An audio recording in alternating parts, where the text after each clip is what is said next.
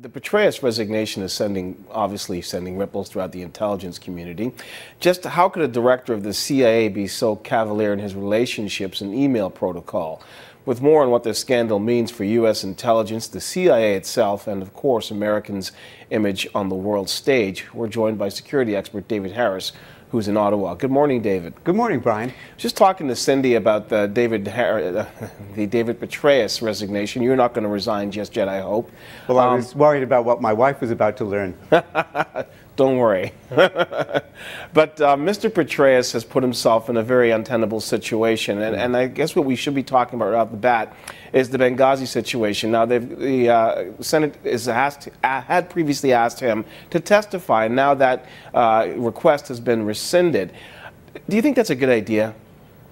Well, there is a great deal that's complicated about this whole situation, and frankly, few people have delved into a lot of it. Where Benghazi is concerned, it is obviously within the prerogative of the U.S. administration to decide who will speak on its behalf, and if this gentleman is no longer representing the CIA, one can understand certain limitations. However, Homeland Security Chair Peter King, from whom we just heard, is also correct in the sense that this individual, Mr. Petraeus, has been clearly privy to relevant information.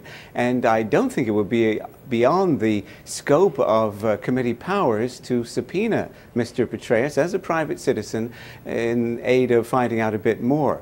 But there are, as I was saying, some more complicated issues here.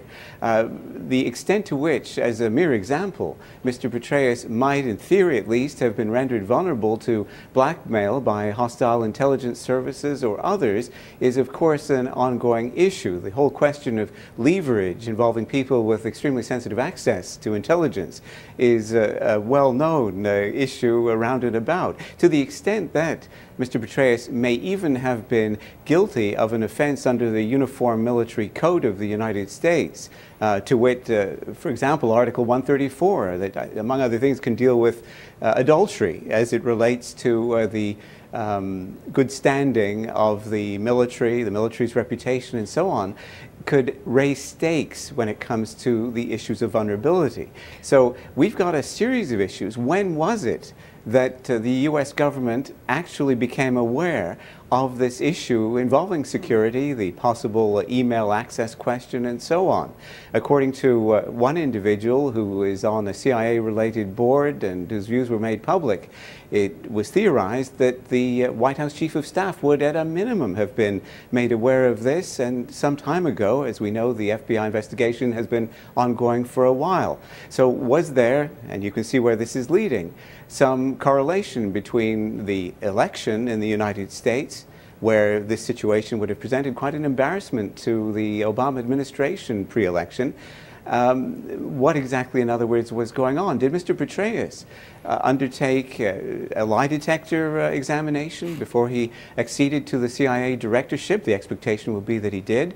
Did he pass that? On what basis would that have occurred? Incidentally, adultery would not by any means appear to be a bar to that sort of thing. It depends how the issue might be expected to be managed by the individual in question. And there are just a succession of other issues that go along with this. But the timing one, relating to the White House, is clearly quite significant, at least on a political level. We'll see what comes of it. No doubt. David, by my count, since 2006, there have been five if you look at it correctly, because Michael Morrell, the man who's the acting director, this is his second stint as acting director of the CIA. There have been 5 heads of the CIA in 6 years.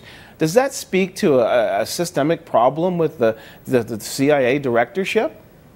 Well, it is a bit of a challenge, you can imagine, especially to the extent that there is a limited, I wouldn't want to overstate this, oversight function that is performed by any head of any organization. The buck stops with that person.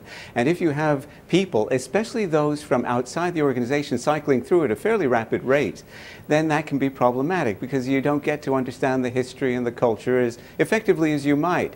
And so certain things can be lost. Now, with Mr. Morrell, of course, we have an individual who is, and I say this respectfully, a creature of the organization, a career officer, a respected one it appears, And he may, you might imagine, have certain loyalties and allegiances and be colored by his experience in understandable ways.